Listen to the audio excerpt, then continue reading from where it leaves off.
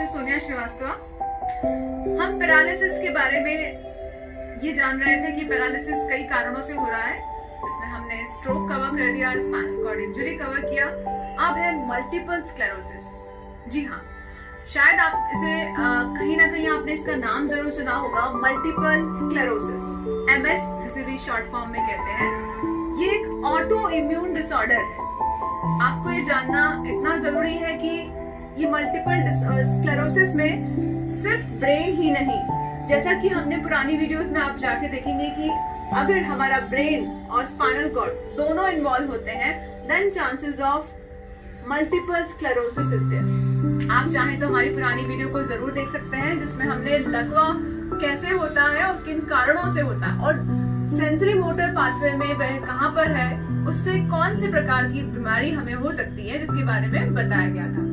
Multiple sclerosis एक auto immune disorder है जिसमें हमारे नर्व के ऊपर की, अगर आप नर्व को हम ऐसे समझेंगे कि जैसे कि हमारे घर में बिजली का तार होता है, बिजली के तार के ऊपर एक कवरिंग होती है। ये समझ लीजिए जब कवरिंग शॉर्ट हो जाती है तो सिर्फ हमें अंदर की कॉपर वायर दिखाई देती है, ऊपर की लेयर हटती चली जाती है।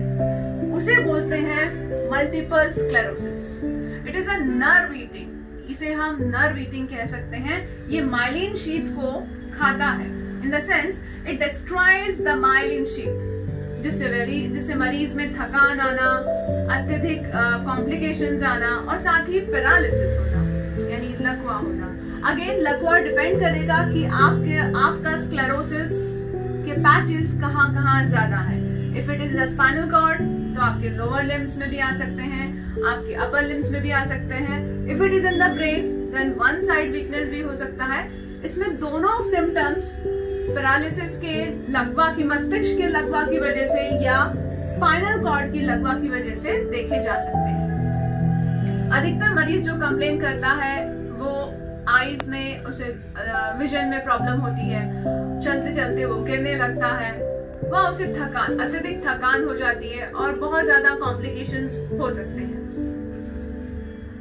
मल्टीपल पैचेस होने के बाद इसमें मेडिकल ट्रीटमेंट लेना अति आवश्यक है। न्यूरोलॉजिस्ट की सलाह तुरंत लें और कंप्लीट रिकवरी के लिए या हम बहुत ज्यादा रिकवरी की तरफ बढ़ने के लिए हमें फिजियोथेरेपी की सलाह लेना, फिजियोथेरेपिस्ट की सलाह लेना आवश्यक होगा। अब हम जानेंगे कि मल्टीपल स्क्लेरोसिस में आखिर समस्याएं कौन कौन सी आ सकती हैं। जैसा कि मैंने बताया कि ये एक disease, it's auto immune disorder. जब हमारी इम्यूनिटी कमजोर होगी तो डेफिनेटली हमारे रिलैप्सेस बढ़ते चले जाते हैं, यानी that is a kind of episodes जो सिम्टम्स होते हैं मल्टीपल स्क्लेरोसिस के, थकान आना, बहुत ज्यादा आंखों में तकलीफ होना या गिरना, इस तरह के रिलैप्सेस बढ़ते चले जाते हैं। जैसे जैसे ये कंडीशन बढ़ेगी वैसे जैसे आपकी एज बढ़ेगी और ये कंडीशंस भी आपकी बढ़ती चली जाती हैं। Symptoms varies combination of brain and spinal functions. हर व्यक्ति के सिम्टम्स अलग अलग हो सकते हैं, क्योंकि मैंने बताया कि अगर ये मस्तिष्क में ज्यादा पैचेस होंगे तो उसको सिम्टम्स मस्तिष्क के लकवा के प्रकार के होंगे। यदि पैचेस हमारे स्पाइनल कॉर्ड में होंगे तो उसे जो सिम्टम्स आएंगे वो स्पाइनल कॉर्ड इंजरी के हिसाब से होंगे। But it may be a combination of brain and spinal, यानी उसे कंप्लीट पैरालिसिस भी हो सकता है, पार्शियल पैरालिसिस भी हो सकता है और वन साइडेड पैरालिसिस भी हो सकता है। It's better to maintain symptomatically. इस समय हमारा मेन कार्य होता है कि व्यक्ति को सिम्टम्स के अकॉर्डिंग ट्रीटमेंट देना। यदि उसकी आईज प्रॉब्लम है, you must consult an ophthalmologist. If there is a chances of any mouth related disorder, then you must go for ENT to dentist. If there is a throat, the chances of thyroid complications are also there. In thyroid complications, then we must consult our physician. If there is a symptoms of urinary tract and digestive system, then we must consult our gastroenterologist. But इन सारी conditions में team work अति आवश्यक है, क्योंकि multiple sclerosis में again आपको physiotherapist, occupational therapist, counsellor, social servant, इन सब की आवश्यकता होने वाली है। तो team work is very necessary in case of multiple sclerosis. मरीज को अपने मैक्सिमम पोटेंशियल तक लाने के लिए फिजियोथेरेपिस्ट मदद करेगा। साथ ही उन्हें आने वाले कॉम्प्लिकेशंस और रिलैप्सेस से बचाने के लिए आपको फिजिशियंस की सलाह लेनी पड़ेगी, और अपने कार्य को शुरुआत करने के लिए, फाइन मोटर को कार्य करने के लिए आपको ऑक्यूपेशनल थेरेपिस्ट की सलाह लेनी पड़ेगी। इस तरीके से एक सुदृढ़ टीम के द्वारा ही हम मल्टीपल स्क्लेरोसिस व्यक्ति को रिकवरी की तरफ ले जा सकते हैं। कुछ छुपे हुए फैक्ट्स हैं, यानी अक्सर मल्टीपल स्क्लेरोसिस व्यक्ति एक परेशान हालत में होता है क्योंकि रिलैप्सेस बार बार आते हैं, तो उस केस में हमें उसके फैक्ट्स को जानना जरूरी है कि आखिर रिलैप्सेस के ट्रिगर क्या है। कई बार ट्रिगर होता है कि हम एक्सरसाइज, कंटिन्यूअस एक्सरसाइज कर रहे हैं और हम ये सोचकर कि मैं एक्सरसाइज से हम जल्दी ठीक हो जाएंगे, तो व्यक्ति बिना रुके एक्सरसाइज करते हैं जिससे कि वो एग्जॉस्ट हो जाते हैं। When he is exhausted, then chances of relapse. Relapse का मतलब है व्यक्ति में सिम्टम्स का फिर से रिपीट होना। इसीलिए व्यक्ति को कंटिन्यूअस एक्सरसाइज करना चाहिए, बट एक्सर्शनल नहीं। लगातार व्यायाम है जरूरी, बट थकान नहीं। जहां मरीज में थकान के सिम्टम्स दिखे, तुरंत एक्सरसाइज को स्टॉप करना चाहिए और अपने फिजियोथेरेपिस्ट की सलाह के द्वारा ही एक्सरसाइज करना चाहिए। इसमें रेस्पिरेटरी संबंधी समस्याएं भी हो सकती हैं, तो डीप ब्रीदिंग और लॉन्ग एक्सरसाइज करते रहें। डीप ब्रीदिंग और सेगमेंटल ब्रीदिंग एक्सरसाइज करते रहें। फिजियोथेरेपी एक जीवन का अविभाज्य हिस्सा है। It's a integral part of life, not only at the time of relapse. अक्सर मरीज को जब कॉम्प्लिकेशन बढ़ जाते हैं तभी वो फिजियोथेरेपिस्ट की तरफ जाते हैं, जबकि ऐसा नहीं होना चाहिए। यह हमेशा आपकी लाइफ में एक हिस्सा बनकर ही चलेगी, यानी आपको हमेशा समय समय पर फिजियोथेरेपिस्ट की सलाह लेकर ही कार्य करना होगा। इसमें जरूरी नहीं है कि जब भी हमारे कॉम्प्लिकेशंस बढ़े तभी हम फिजियोथेरेपिस्ट के पास जाएं। नो, हमें समय पर, जैसे कि हम डॉक्टर से बार बार दवाई लेने जाते हैं, वैसे ही फिजियोथेरेपिस्ट के पास हमें अगले next term goals, short term goals की तरफ जाना होगा। Episode of relapse is an emergency situation, required attention of neurologist along with physiotherapist.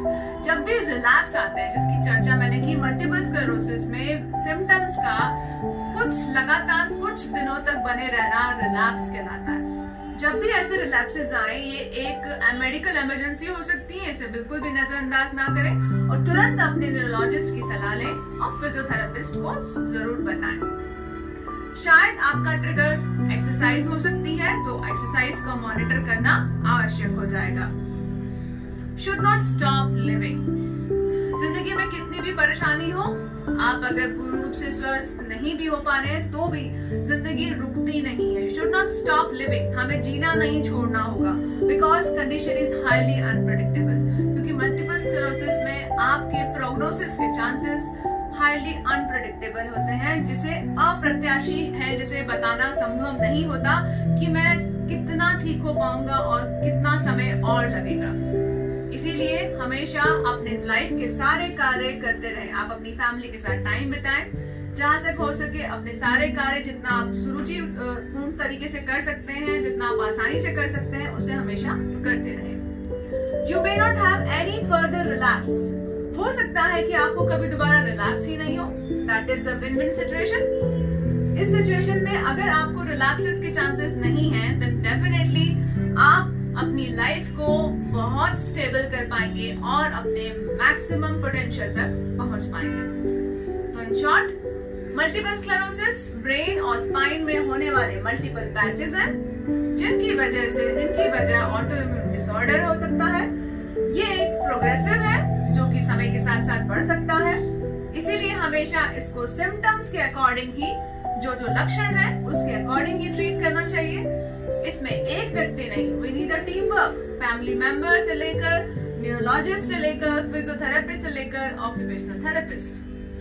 हमेशा एक्सरसाइज करें, लेकिन बहुत ज्यादा एक्सरसाइज आपको नुकसान दे सकती है, तो एक ट्रिगर का कारण ना बनाएं। फिजियोथेरेपी को सिर्फ रिलैप्स के समय ही यूज ना करें, उसे हमेशा सलाह लेते रहें। हमेशा एपिसोड है, अगर जब भी ऐसा रिलैप्स का एपिसोड है, तुरंत ये एक मेडिकल इमरजेंसी है, डॉक्टर की सलाह लें।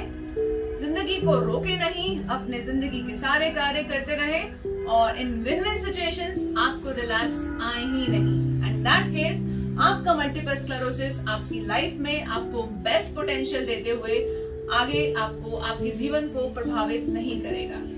That's all for that.